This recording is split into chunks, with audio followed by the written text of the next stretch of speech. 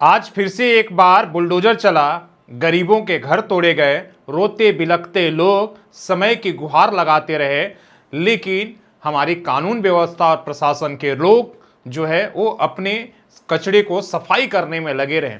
उन्होंने कहा कि देखिए, हम नदी की सफाई कर रहे हैं और जेपीएल वाद चलाकर हम नदी के किनारे जो इंफ्रास्ट्रक्चर बने हुए हैं उसको तोड़ रहे हैं। कल 3 तोड़ा था, आज 13 घरों को तोड़ा गया। टोटल मानगो में 16 घरों को तोड़ दिया गया।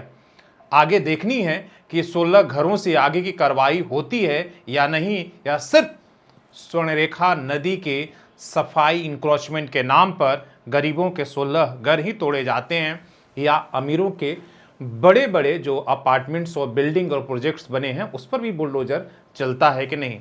सवाल ये नहीं है कि एनजीटी ने जो आदेश दिया था उसका पालन कैसे हो रहा है, सवाल ये भी है कि उसके पालन करने के लिए भेदभाव कितने हो रहे हैं और कानून के डंडा सिर्फ गरीबों के घर तक ही चलता है, या उसके दायरे में सचमुच में जो भी अगर इंफ्रास्ट्रक्चर आता है, संपत्ति आती है, सब पर चलती है या नहीं।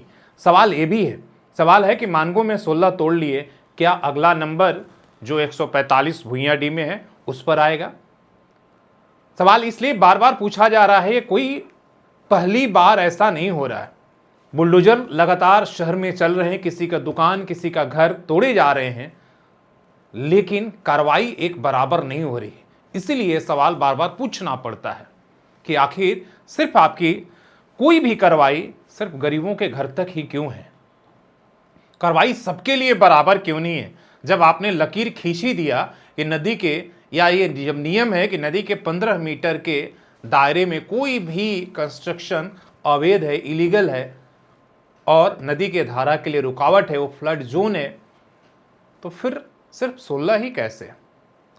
अगर नदी की जहाँ से क्षेत्र शहर में एंट्री हो रही वहाँ से अगर हम शुरू करें, आदित्यपुर या बागबेड़ा या दोमुहानी से भी, और आगे तक अगर हम जाएंगे जहाँ तक पूर्वी सिंहभूम का जिला है, तो कई कस्बे, कई शहर, कई बस्ती आएंगे। लेकिन ये कार्रवाई भी सिर्फ बाकी कार्रवाइयों की तरह आंख में धूल झोंकने तक ही है। ये सवाल पूछना होगा, इसलिए कि अब जब आप घर को तोड़कर, और एनजीटी की जो अगली सुनवाई होगी दिसंबर में, जब आप एफिडेविट दायर करेंगे तो आप तो यही कहेंगे कि देखिए, हमने नदी जो आदेश आपने दिया था वो हमने पूरा कर लिया। तो इसलिए ये सवाल बार बार पूछना पड़ रहा है और जांचना पड़ रहा है। और सबसे बड़ी ताजुब है कि इस बार इतनी खामोशी है कि ना तो कोई जनप्रतिनिधि, ना कोई नेता, ना कोई विधायक, ना कोई पार्टी, जो पिछली बार जब चुनाव का समय था 2023 और 24 में चुनाव था, तो किस तरीके से कस्में खा रहे थे कि खून का कतरा कतरा हम गरीबों का घर बचाने के लिए लगा देंगे, लेकिन जब तक हम हैं तब तक बुलडोजर नहीं चलेगा।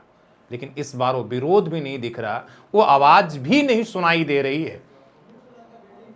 और जो लोग कह रहे थे कि अभी तो बाढ़ से निकले हुए 2 दिन ही हुए, मोहल्लत दे दीजिए, 1 सप्ताह के लिए भी वो मोहल्लत भी नहीं मिली। इसलिए कहा गया कि देखिए, अब तो फाइनल नोटिस है।